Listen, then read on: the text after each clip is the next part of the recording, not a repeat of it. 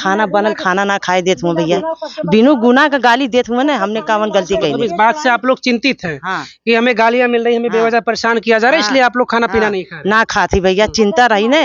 अब राती के ओंघाई ना लगत भैया, रात भर बैठल जाला खटिया पे, ताकल जाला के बहाय न जाए। तो पूछताछ जब करती है तो आप लोगों को सहयोग करना चाहिए उनका ना, क्या समस्या हो रही है? जब शामिल है तो उसको गिरफ्तार करिए, उसको पकड़िए, और जो नहीं उसका उसमें नहीं है तो उसको निर्दोष रहेगा तो उसको मत पकड़ना। जैसे वो गलती कर रखा है, जब गलती में पकड़ जाएगा है तो उसको गिरफ्तार करो, पकड़ो, और पूरे गांव को क्यों परेशान कर रखे हो। जौनपुर का वो चर्चित दूल्हा हत्याकांड को आज 19 दिन हो चुके हैं। इंसाफ की मांग को लेकर लगातार दूल्हे आजाद बिंद की बहन सौम्या लगातार मांग कर रही है कि उसके साथ इंसाफ होना चाहिए और जो आरोपी हैं उनका एनकाउंटर होना चाहिए। इस वक्त हम आजमगढ़ में हैं, बरदा थाना क्षेत्र का ये गांव है।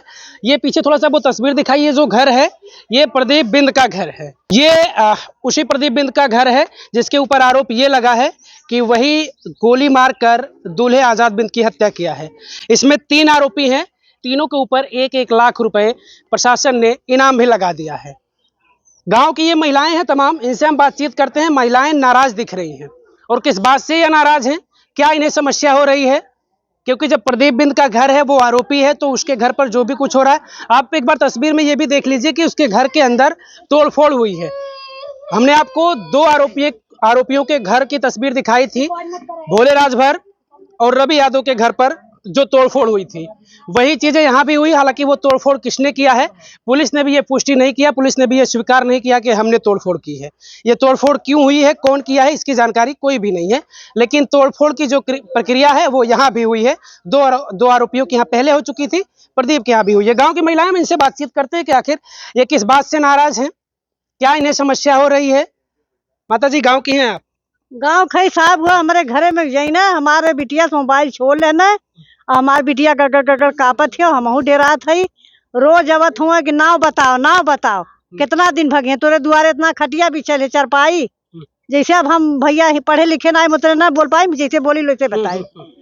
चरपाई तोरे दुआरे इतना है, कुर्सी है तोरे दुआरे, कहाँ गए न मनई इतनी खटिया। भैया हमार नतनी है, बिटिया है, पतो है, हम है, तो दुआरे खटिया मचिया ना, गर्मी के दिन में सुतब बैठब ना, कहाँ कुल भागल हो बताओ। दूध मोबाइल के नंबर मांग ले गए ना, नाव लिख ले गए ना है, कहत हो पलकधारी कहाँ भागत हुए, सुभाष कहाँ भागत हुए। हमार लड़का कमात धमात हो, गरीब मनई तो खाए नहाए ना देत हो, कादी पर देत हुए तो मनते न हुए।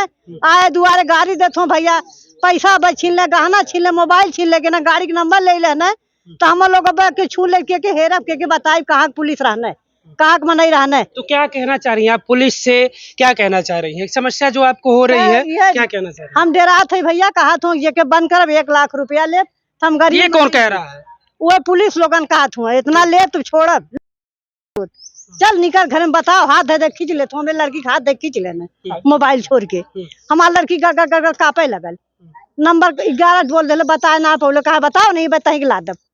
बताओ भैया, अब जे कमाए खाए ऊपर देश हुक ना बता लिखत हुए, गाँव में घरे घरे डोलत हुए, बताओ नहीं तही लाद ले, हाथ धे खींच लेते हुए, डर मारी ना सबसे पूछत हुए, ना पूछत हुए, जबरी हाथ धे खींच लेते हुए।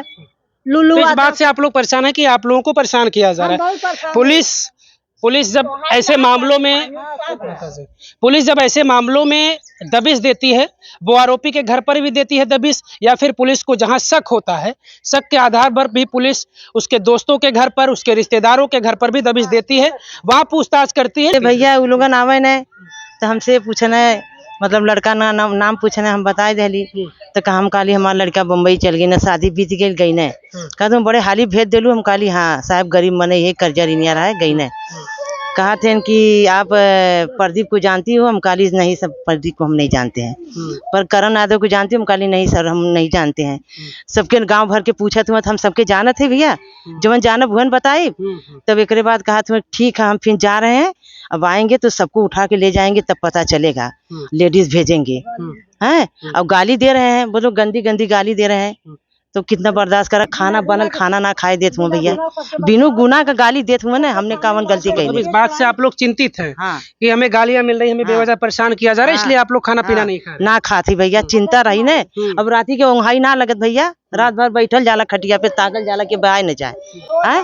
अब आवत हुए डरवावत हुए धमकी देत हुए कितना दिन भाग के रही हैं उठा ले जा बताओ हमारे लड़का कौन गुनाह कैले हमारे परानी कौन गुनाह कैले हुए हमारे जेठान के बिटिया कौन गुनाह कैले उन्हें डरवावत हुए उन्हें तो लड़की की उठा के ले जाइए।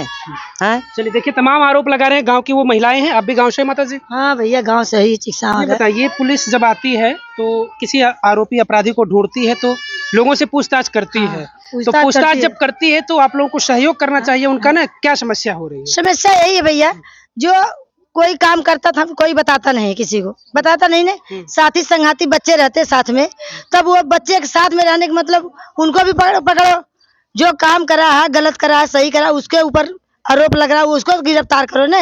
हमारे बच्चों के क्यों सब लोग पूरे गांव को परेशान कर रहे हो हैं?